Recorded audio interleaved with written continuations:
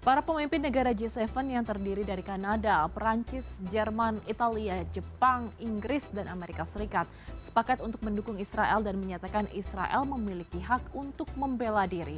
Lantas sejauh mana dukungan ini akan berdampak pada perang Israel-Iran? Kita akan membahas kondisi ini lebih mendalam bersama Teguh Reza Syah, dosen hubungan internasional Universitas Pajajaran. Pak Reza, selamat malam. Terima kasih atas waktunya. Terima kasih CNN Indonesia. Terima kasih. Baik Pak Reza, kalau kita melihat negara-negara G7 menyatakan mengecam serangan balik Iran dan mendukung Israel. Yang ingin kita tanyakan sebenarnya ke depan seberapa signifikan dukungan dari organisasi internasional seperti G7 ini?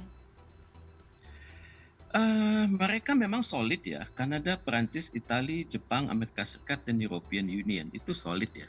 Cuman masalahnya, kalau mereka menuduh Iran itu adalah sumber terorisme, maka mereka perlu bertanya dengan Majelis Umum PBB, di mana lebih dari 150 negara itu tidak pernah menyebut Iran, tidak pernah langsung ya, menyebut Iran sebagai terorisme, tidak, malah mereka sangat menyayangkan keberadaan Israel yang sangat menistakan masyarakat Palestina. Misalnya kita lihat di Majelis Umum PBB, kalau sudah menyangkut masalah Palestina, itu sikap mereka adalah mayoritas mutlak, tapi mereka hanya kalah di Dewan Keamanan PBB. Kalau dikatakan Iran adalah penyebab dari instabilitas, ya kita tanya, apakah Perancis pernah menjajah dunia? Apakah Italia pernah menjajah dunia? Apakah Jepang pernah menjajah dunia? Maka sebenarnya mereka itu lempar batu sembunyi tangan, menuduh suatu negara yang sedang naik pamornya, negara yang membangun kapasitas nuklir secara mandiri, negara yang membangun kapasitas militer lewat indigenous teknologi, itu dituduh sebagai sumber dari ketidakstabilan. Saya pikir mereka tidak adil. Yang mereka itu sangat sangat tidak adil kepada negara-negara di dunia, bahwa mereka berpikir negara-negara yang memiliki nuklir, kalau bukan mereka, itu adalah negara-negara yang barbar, negara yang sadis, negara-negara yang berpotensi menciptakan instabilitas. Itulah yang terjadi, itu yang ditakutkan, karena mereka menyerang negara yang tidak memiliki nuklir. Irak sudah diserang, Suriah sudah diserang, Afghanistan sudah diserang. Mengapa mereka tidak berani menyerang Korea Utara? Ya karena Korea Utara terlepas dari nuklir mereka itu levelnya rendah ataupun tinggi, tapi nuklir adalah nuklir, punya kemampuan kalau dihantarkan ke sekelilingnya bisa menciptakan kemusnahan. Karena itulah kita bisa mengerti mengapa Korea Utara memiliki nuklir, mengapa Iran juga memiliki nuklir. Karena dengan demikian mereka bisa mempertahankan diri. Kemudian juga mereka mengembangkan teknologi, terutama sekali Iran. Iran ini punya kemampuan mengembangkan senjata peluru kendali.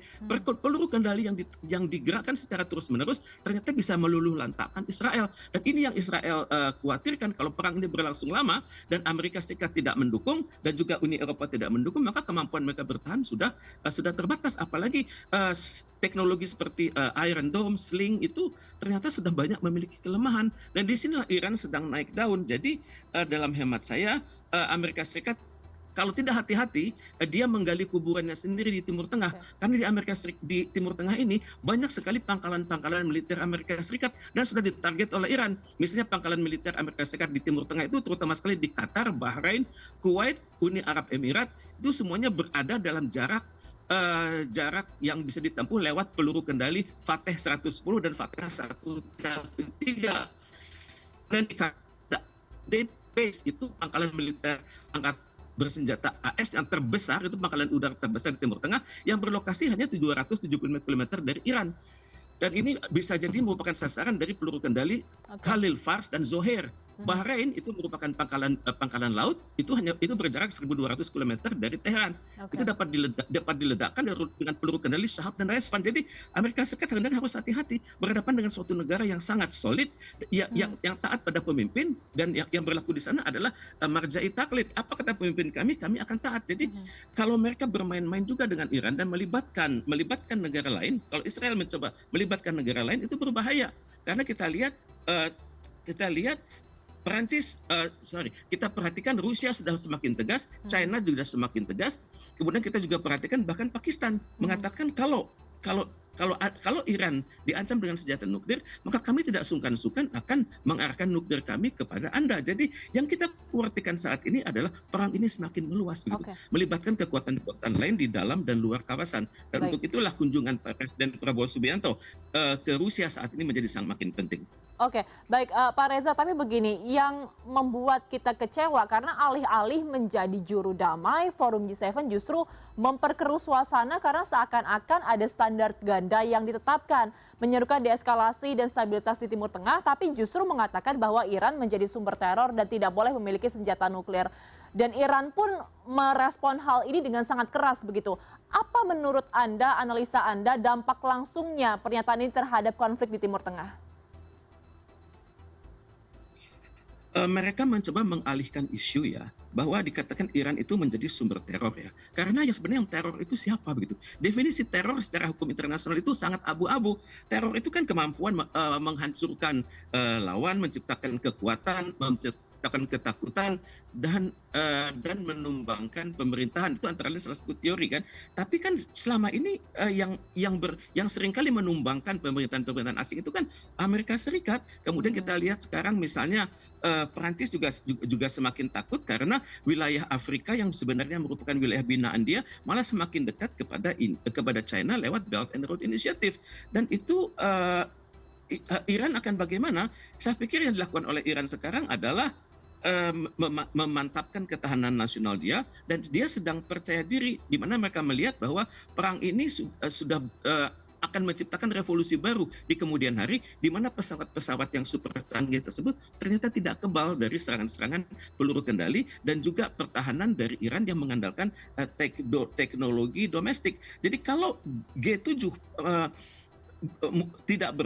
mulai berpihak dan terang-terangan mulai membagi tanggung jawab untuk melawan Iran, maka saya perhatikan mereka akan rugi sendiri. Karena saya perhatikan sasaran langsung Iran adalah pangkalan militer Amerika Serikat yang ada di Timur Tengah. Oke, Pak Reza, menarik Anda menyinggung mengenai Amerika Serikat karena ketika forum G7 ini berlangsung terjadi ketegangan internal ketika Amerika Serikat atau Donald Trump memutuskan tidak hadir pada hari kedua dan akhirnya meninggalkan pertemuan lebih awal. Analisa Anda, sikap Trump ini bagaimana kita bisa mengartikannya? Ya, Trump memang orang emosional ya. Tapi kalau kita melihat suatu organisasi yang selama ini sangat kuat seperti G7, maka secara teori mereka menghadapi kesulitan dalam menentukan sikap bagaimana menghadapi Iran. Karena mereka semua ada kekhawatiran tinggi. Jepang misalnya juga khawatir karena Jepang pernah melakukan penguasaan kawasan Asia Tenggara di masa lalu. Karena kalau diperhatikan Jepang ini mulai terlibat dalam suatu operasi militer di Timur Tengah, maka ini akan bertentangan dengan konstitusi Jepang sendiri yang dibuat oleh Amerika Serikat, di mana konstitusi damai itu melarang Jepang itu menjadi kekuatan militer dan berperilaku seperti di masa lalu. Itu Jepang. Kemudian juga negara Uni Eropa lain juga ketakutan seperti Perancis. Perancis memiliki wilayah yang namanya Francophone di benua Afrika. Wilayah Francophone itu selama ini selalu menginduk pada Perancis untuk pembangunan. Tapi kalau kita lihat bahwa Perancis ini mulai menyimpang, di mana Perancis ini mulai menunjukkan segi-segi militeristiknya, maka saya khawatir kepemimpinan Perancis di G7 itu bisa goyah. Demikian juga negara-negara lain, misalnya Kanada sedang punya masalah dengan Cina, di mana Kanada membuka hal-hal yang sedang dinegosiasikan dengan Cina, dan China sangat marah. Jadi kita lihat baru-baru ini Xi Jinping pernah berdialog dengan Perdana Menteri Trudeau, dan Xi Jinping mengatakan, Anda nggak bisa begitu dong. Hal-hal yang sedang kita bahas itu tidak boleh dibuka untuk umum karena masih dalam proses. Kemudian Kanada mengatakan itu sistem demokrasi kami mengatakan begitu. Kalau gitu kita nggak nyambung, dan untuk itu kita harus bikin prakondisi lagi. Jadi semua negara G7 itu sedang punya masalah. Kanada, Prancis, Italia, Jepang, dan juga Amerika Serikat. Mengapa Amerika Serikat keluar? Karena di sini mulai kelihatan negara-negara G7 sudah melihat Pax Amerika sedang turun. Trump itu sedang kesulitan membangun koalisi di dalam negerinya sendiri. Dia sudah bercerai dengan Elon Musk, dan dia juga banyak memiliki perbedaan sikap dengan negara-negara G7. Kemudian apalagi dengan NATO. Jadi dalam hal ini wajar Trump pulang, tapi sebenarnya yang terjadi adalah G7 tidak berhasil menciptakan konsensus, tidak berhasil menciptakan distribution of responsibilities atau coalition of the willing di antara sesama mereka. Mereka punya ketakutan tersendiri terhadap Iran karena peluru dari Iran itu sudah ada yang mencapai 1.700 kilometer dari Teheran. Namanya itu Emad dan Khorramshahr. Kemudian juga ada peluru kendali namanya 1.700 kilometer. Itu bisa diarahkan dari Iran namanya Ghadar H dan Ghadar F. Kemudian untuk yang 1.400 km namanya Rezvan dan Ghadar seri H. Jadi Iran itu sebenarnya sedang menunggu-nunggu. Kalau saya benar-benar dikeroyok, maka saya tahu apa yang harus saya lakukan. Dan seperti kita ketahui, selama 2 hari pertama Iran masih mengeluarkan teknologi peluru kendali tahun 1990-an. Kita belum melihat teknologi misil yang terkini dari Iran. Dan konon akan dikeluarkan secara bertahap. Oke, jadi memang efek dominonya ini sangat luar biasa dan bisa melebar kemana-mana ya Pak Reza. Tapi selain kita membicarakan mengenai kehadiran Donald Trump yang meninggalkan forum lebih awal, yang menarik juga adalah tentang Presiden Prabowo yang tidak memenuhi undangan dari G7. Meskipun ya kalau kita lihat dari jubir Presiden sudah menyatakan bahwa Prabowo tidak bisa hadir karena harus ke Rusia, tapi sebenarnya apa Anda melihat ini lebih mendalam? Apakah ini ada kaitannya dengan sikap Indonesia terkait perang Israel-Iran atau seperti apa sebenarnya posisi Indonesia di sini? Saya perhatikan Indonesia benar-benar menerapkan kebijakan luar negeri yang bebas aktif ya. Kondisi sekarang ini sudah digambarkan di masa lalu oleh Bung Karno dengan suatu istilah namanya vivere vere colossus amante. Kita harus sangat berhati-hati dan pintar-pintar karena lingkungan kita sangat berbahaya. Kemudian juga Bung Hatta mengatakan mendayung di antara 2 karang. Maka sangat sulit sekarang menerapkan prinsip-prinsip bebas dan aktif. Tapi bagaimanapun juga ini timingnya kan berbeda.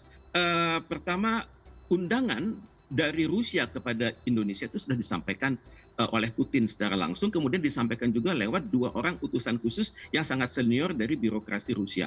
Kemudian akhirnya pada saat yang bersamaan Indonesia juga diundang oleh G7. Dalam kondisi seperti ini Indonesia tetap mengatakan tidak, Anda berdua sama-sama pentingnya bagi kami. Tapi pada saat ini yang diperlukan oleh Indonesia adalah inisiatif untuk membangun kerjasama internasional untuk menjadi bagian dari penyelesaian, bukan dari bagian dari masalah. Dan untuk itu Indonesia melihat bahwa ada kombinasi antara protokoler dengan Putin. Kemudian kalaupun kita melihat bahwa G7 saat ini tidak berhasil mencapai konsensus, apa yang akan terjadi kalau Pak Presiden kita ada di sana, maka beliau akan menjadi sumber referensi dunia untuk ditanya-tanya apa sikap Indonesia, apa yang akan dilakukan oleh Indonesia, kemudian mengapa Amerika Serikat begini. Jadi banyak hal-hal yang tidak mau dijawab oleh G7, tapi dunia akan meminta jawaban kepada Presiden Prabowo Subianto. Maka sudah tepat sekali beliau berada di Rusia karena bagaimanapun Rusia adalah negara besar.